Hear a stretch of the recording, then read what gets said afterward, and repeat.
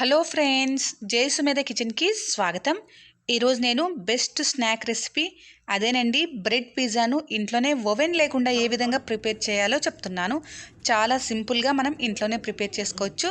ప్రాసెస్లోకి వెళ్ళే ముందుగా మన ఛానల్ని ఫస్ట్ టైం ఎవరైనా చూస్తుంటే సబ్స్క్రైబ్ చేయండి, పక్కనే ఉన్న బెల్ సింబల్ని ప్రెస్ చేయండి. నేను పెట్టే ప్రతి వీడియో మీకు నోటిఫికేషన్ వస్తుంది. ముందుగా మనం ప్రాసెస్లోకి వెళ్దామా? ముందుగా స్టవ్ పైన ఒక ప్యాన్ పెట్టుకొని అందులో ఒక స్టాండ్ ఉంచేసుకోవాలి. దీనిపైన క్యాప్ ఉంచేసుకొని స్టవ్ అనేది ఒక 5 నిమిషాల పాటు మనం ప్రీహీట్ చేసుకోవాలి. ఇప్పుడు బ్రెడ్ స్లైసెస్ని తీసుకోవాలి. ఈ బ్రెడ్ స్లైసెస్ మీరు చేసుకునే పిజ్జా క్వాంటిటీని బట్టి తీసుకోవాలి.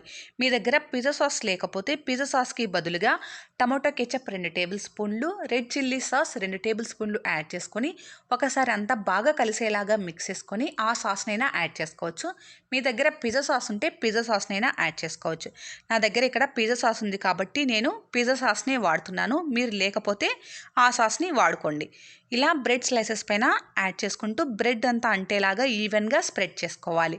ఇలా మీరు ఎన్ని బ్రెడ్ స్లైసెస్ తీసుకుంటే అన్ని బ్రెడ్ స్లైసెస్కి ఈవెన్గా స్ప్రెడ్ చేసుకోవాలి.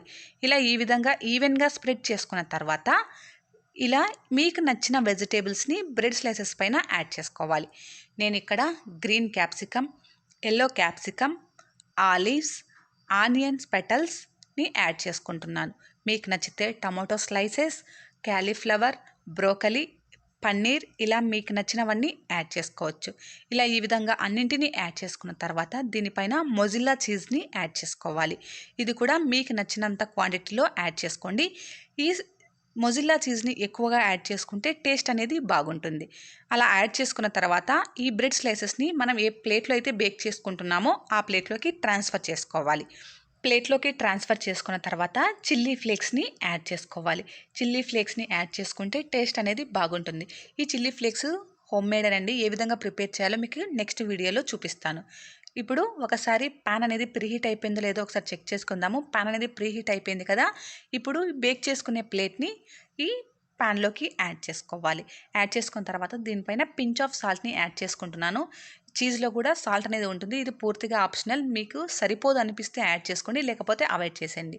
యాడ్ చేసుకున్న తర్వాత దీనిపైన క్యాప్ ఉంచేసుకొని స్టవ్ అనేది లో ఫ్లేమ్లోకి టర్న్ చేసుకొని 20 నుంచి 25 నిమిషాల పాటు బేక్ చేసుకోవాలి. ఈ చీజ్ అంతా బాగా మెల్ట్ అయ్యే వరకు బేక్ చేసుకోవాలి. 25 మినిట్స్ తర్వాత క్యాప్ ఓపెన్ చేసి ఒకసారి చెక్ చేసుకుందాము. చూడండి, చీజ్ అనేది బాగా మెల్ట్ అయిపోయింది కదా. ఇప్పుడు స్టవ్ అనేది ఆఫ్ చేసుకొని ఈ ప్లేట్ని మనం పక్కకి ట్రాన్స్ఫర్ చేసేసుకోవాలి. ప్యాన్ అనేది హీట్గా ఉంటుంది కదా, అలాగే పెట్టేసామనుకోండి బ్రెడ్ అనేది మాడిపోయే అవకాశం ఉంది. ఇప్పుడు ఈ ప్లేట్ని ట్రాన్స్ఫర్ చేసుకున్న తర్వాత బ్రెడ్ పీసెస్ని కూడా మనం వేరే ప్లేట్లోకి ట్రాన్స్ఫర్ చేసుకోవాలి. ఎందుకంటే ప్లేట్ కూడా హీట్గా ఉంటుంది కదా.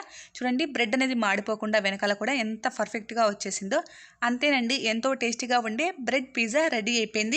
మీరు ట్రై చేయండి, ఎలా వచ్చిందో నాకు కామెంట్ చేయండి. మీకు నచ్చితే కంపల్సరీగా లైక్ చేయండి, మీ ఫ్రెండ్స్తో రిలేటివ్స్తో షేర్ చేయండి, నా ఛానల్ని సబ్స్క్రైబ్ చేయండి. Please subscribe my channel. Thank you.